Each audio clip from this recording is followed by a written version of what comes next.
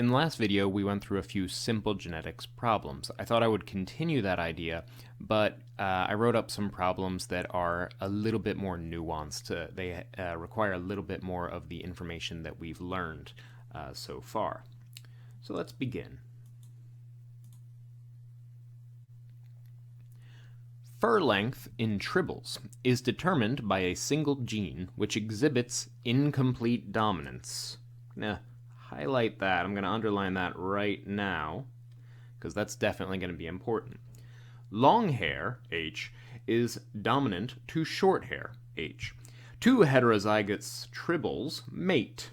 Draw a Punnet square and predict the phenotypic and genotypic ratios of their offspring. Well, on the surface, this is a very simple problem. We have two heterozygous tribbles for the trait of hair length. And we know that long hair is dominant to short hair, so this is the genotype of both parents. Each parent can create gametes, sperm or egg cells, with either the dominant H or the lowercase h. The dominant H or the lowercase h. So we have a standard Punnet square, just like the very first ones that we learned how to use. So the genotypes are going to fill out exactly as the pea plant genotypes did.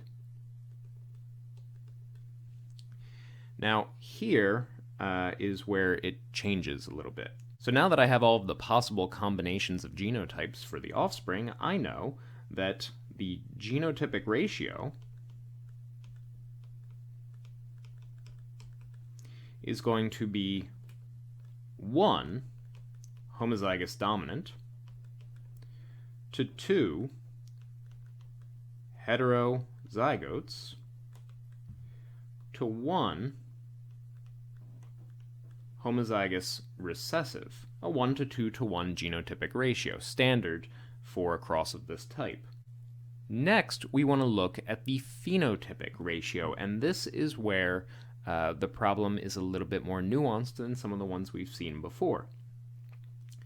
So, if the tribbles have two dominant alleles, they're homozygous dominant for the trait of fur length, the problem tells us that the dominant allele codes for long hair. So their phenotype will be long hair. If they're homozygous recessive, they have short hair. That's their phenotype. However, it says that this trait exhibits incomplete dominance. And in incomplete dominance, the heterozygotes have a distinct phenotype from either of their parents. Heterozygotes will have an intermediate phenotype. So they will have medium hair.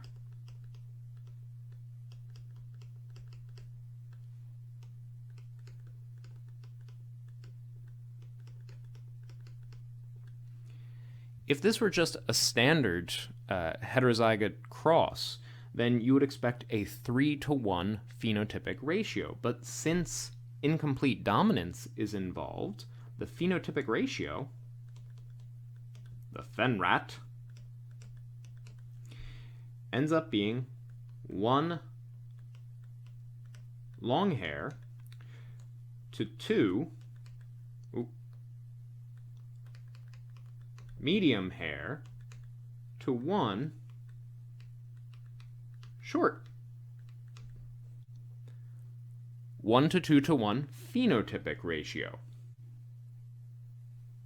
When genes behave in a way consistent with what Mendel found with his pea plants, we refer to them as Mendelian traits. Mendelian traits have simple inheritance pattern. There's one dominant, there's one recessive. If you cross two heterozygotes, you get a 3 to 1 phenotypic ratio, etc. But incomplete dominance is a non-Mendelian trait.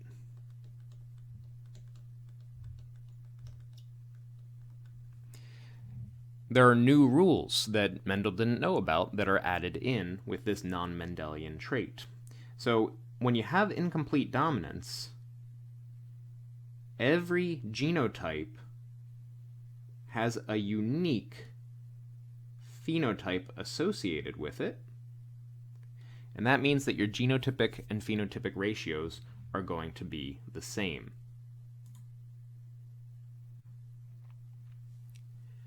A man with type A blood marries a woman with type B blood. So in any genetics problem, you just start writing out information as soon as it's handed to you. So we have a man, and he's got type A blood. You have a woman with type B blood. They have a child, okay, so we are, and their child, they have type O blood. What are the genotypes of these three individuals? What genotypes and in what frequencies would you expect future offspring from this marriage? Okay. Now, the first thing to recall here is that the ABO blood types are an example of codominance.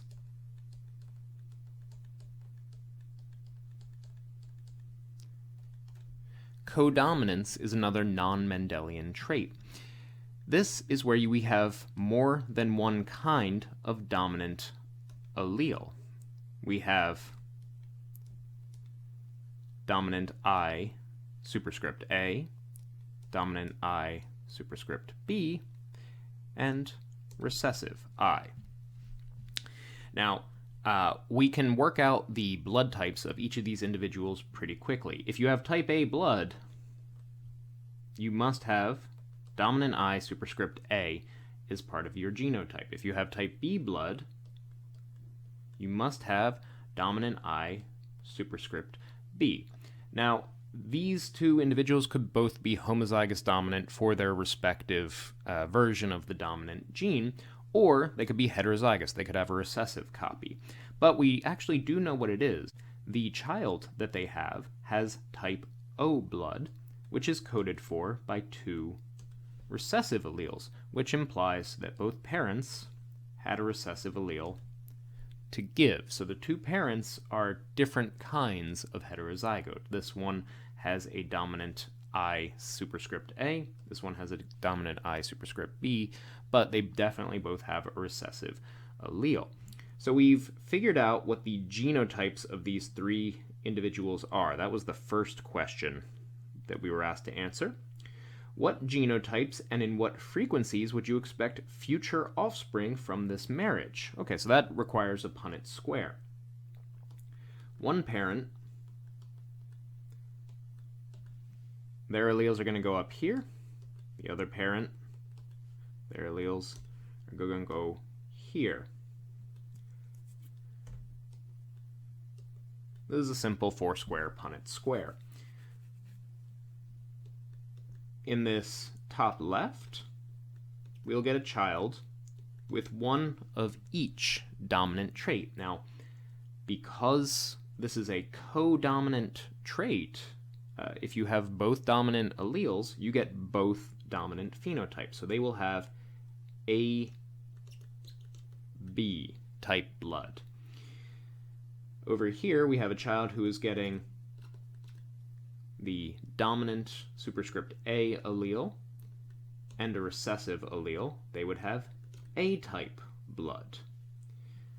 Over here, we have a child that is getting the dominant superscript B and a recessive I. They would have B-type blood. And over here, we have the child who is receiving type O blood because they have two recessive alleles. So this is a pretty interesting Punnett square. There are four different phenotypes on display here. Each one has 25% odds attached to it. Every one of these squares is a quarter of the whole. So each one has a 25% chance. A man has 6 fingers on each hand and 6 toes on each foot. That's called polydactylism. His wife and their daughter have the normal number of digits. Possessing additional digits is a dominant trait. What fraction of this couple's children would be expected to have extra digits? Okie doke. So we have a man with 6 fingers on each hand, and that is a dominant trait. So just write that information in. We know that this man has a dominant allele for this trait. He marries a woman who has the normal number of fingers. That's the recessive trait. So she must have the homozygous recessive genotype. They have a daughter who also, tiny symbol, who also has the recessive trait, so she must also be homozygous recessive. If she's homozygous recessive, well, she got one of these recessive alleles from mom, but she must have gotten the other one from dad, so that's his genotype. He's a heterozygote. What fraction of this couple's children would be expected to have extra digits? Punnett square.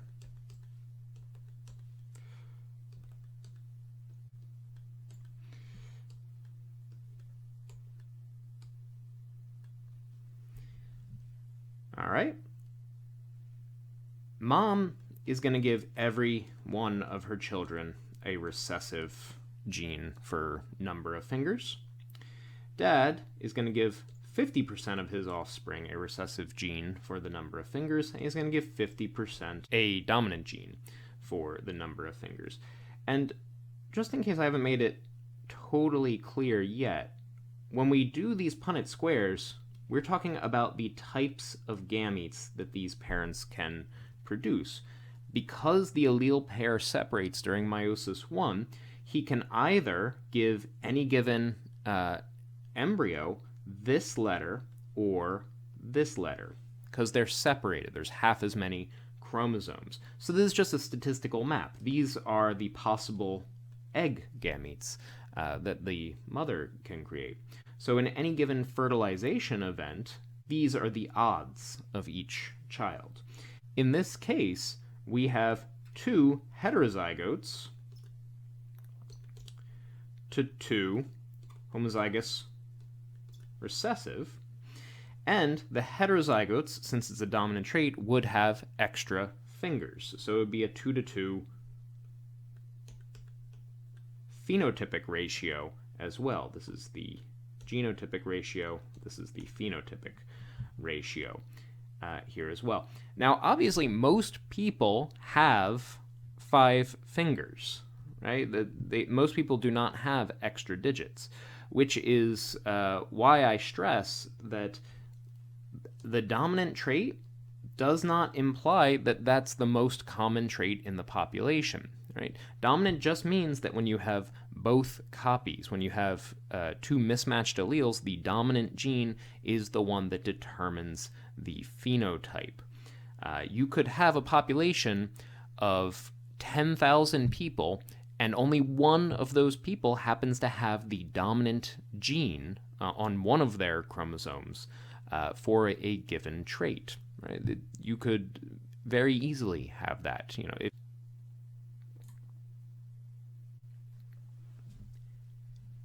In Norwegian ridgebacks, a kind of dragon, one gene determines whether horns are smooth or barbed, while another gene decides whether horns are present or absent. What phenotypic ratio would you expect from the following cross? And it's a dihybrid cross. We have 2 organisms who are heterozygous for both traits.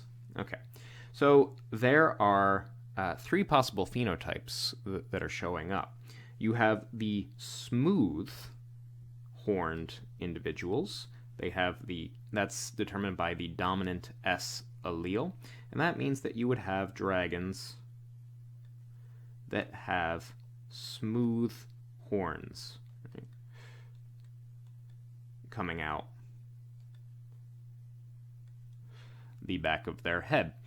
You have, I'm going to underline that to make it very clear that that's supposed to be a dominant letter, an uppercase letter. You have the barbed horns,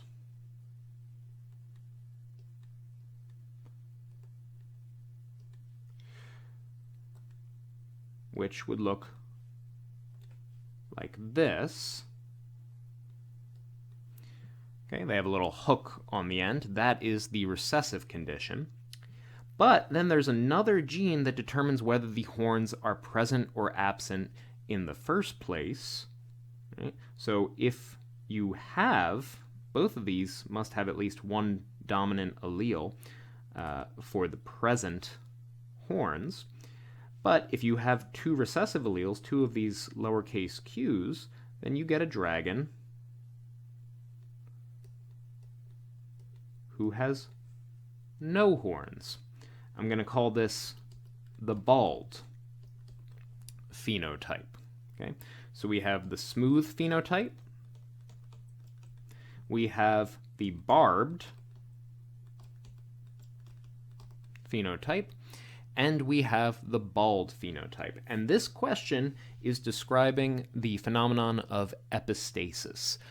The genotype that you have for a gene in one location affects whether or not you see the phenotype represented by the genes at another location. One thing is affecting another. Now, in this cross, it's asking us to take two heterozygotes and cross them together.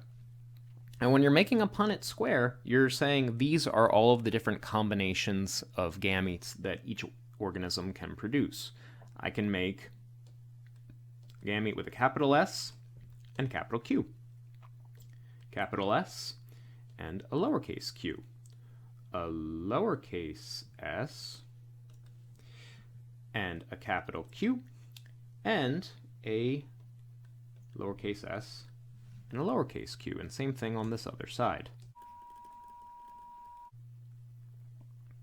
Because there are two sets of genes that are both heterozygous, we can make 4 different kinds of gametes, and as a result we end up with a 16 square Punnett square, 4 squared. Now, I'm going to fill out this Punnett square differently to how I usually do it. I'm not going to bother putting in the genotypes. I'm just going to write down what all the phenotypes are.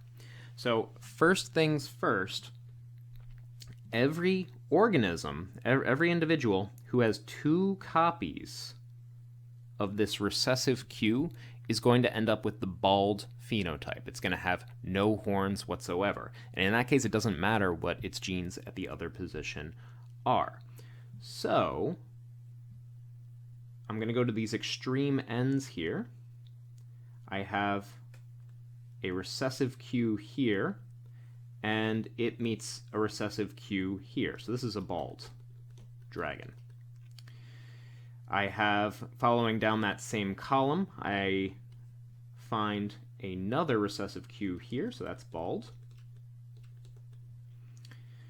I have a recessive Q here in this column, and it's going to meet the same alleles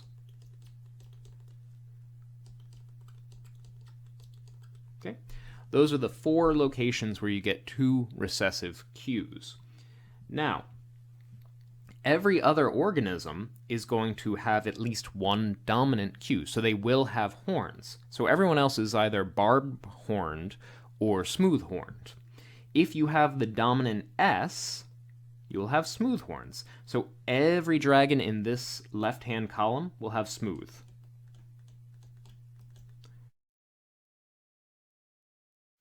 Okay, going across. All right. Going down from this second capital S. There's only 1 to fill in here. And going across from this capital S, there's 1 more to fill in here. Okay. There's 3 squares remaining on this dihybrid cross, and all of them are situations in which we are getting 2 recessive S alleles, which is the genotype, which gives you barbed horns. So barbed, barbed, barbed. Okay, so the phenotypes on this Punnett square are all filled out. What phenotypic ratio would you expect from that cross? Well, let's count ourselves up. We have 1, 2, 3, 4, 5, 6, 7, 8, 9 smooth.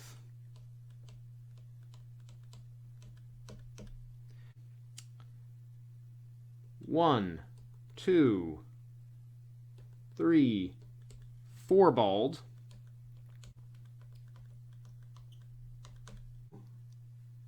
1, 2, 3 barbed.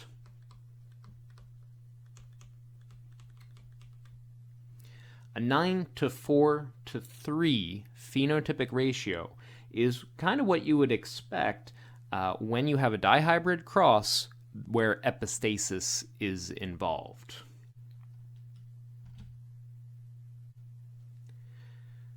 Neurofibromatosis is an autosomal dominant genetic disorder. Autosomal means it's on a non-sex chromosome, so it's on one of the other 22 pairs of chromosomes, not the X and Y chromosomes. Dominant disorder means you only need one copy in order to get that disorder, that causes tumors to form on nerve tissue. An unaffected female marries a man who is heterozygous for the condition. Okay, we have two individuals. The female's phenotype is unaffected. She's healthy where this condition is concerned. So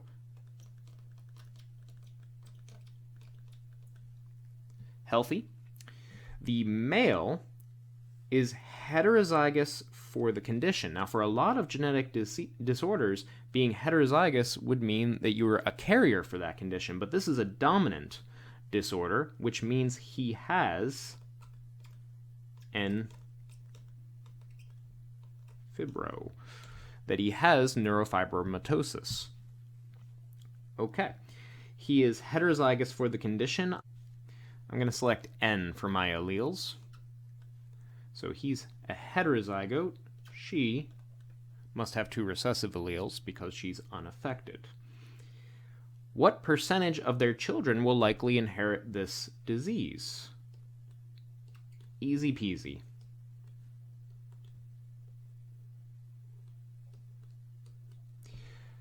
Okay, the mother has to give recessive alleles.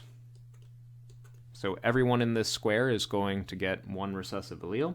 50% of them are going to get a capital dominant allele. The other 50% will end up with two recessive alleles. These two in this row right here both have the condition, just like their father has the condition. Therefore, 50% of their offspring will likely inherit the condition. Easy peasy.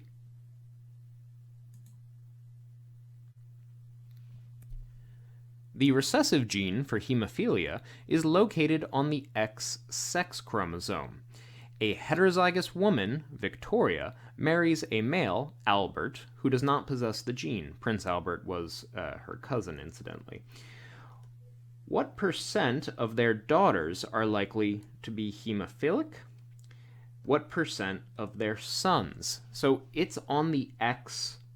This gene is on the XX chromosome. This is a sex-linked trait, which means that the sons and daughters probably will be affected differently as a result of which sex chromosomes they end up with. So we have Victoria, female, who is heterozygous for the condition. Now, hemophilia is a recessive disorder, which probably should be included. Oh, it is. Okay. Now, hemophilia is a recessive disorder. So, if you are female, biologically female, you have two X chromosomes. We have one of her X chromosomes has the dominant form of this gene. One of them has the recessive form of this gene.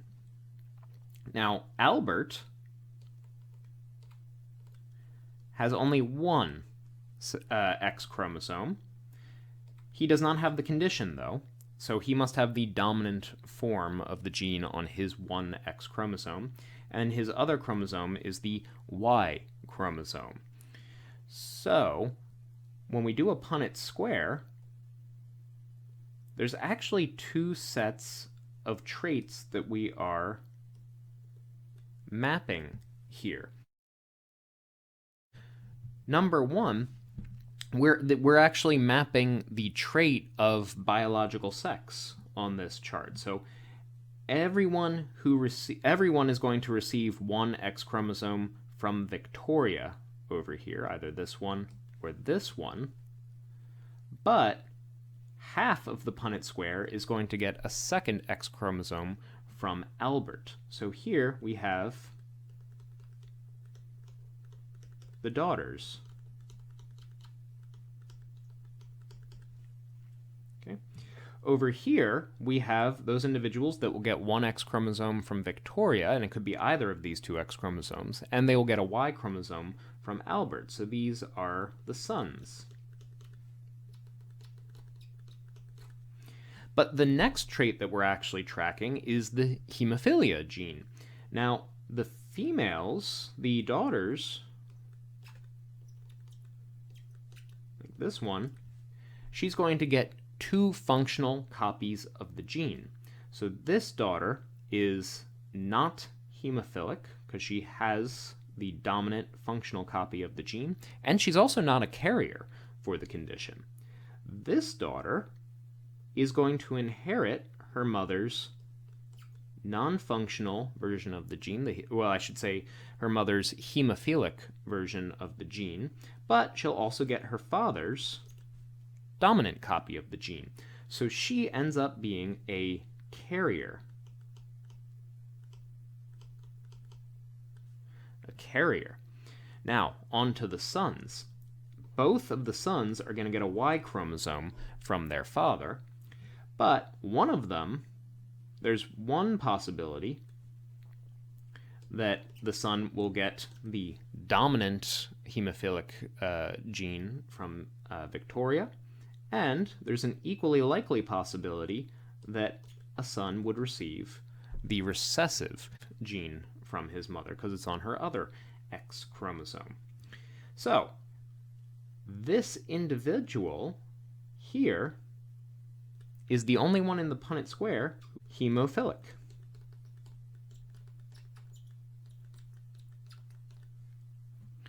Everyone else is either unaffected or a carrier. So, what percent of their daughters are likely to be hemophilic? 0% of their daughters.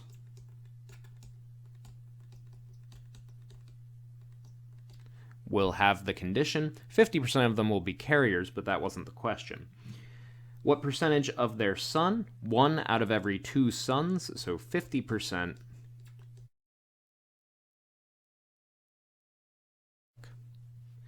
50% of the sons will be hemophilic.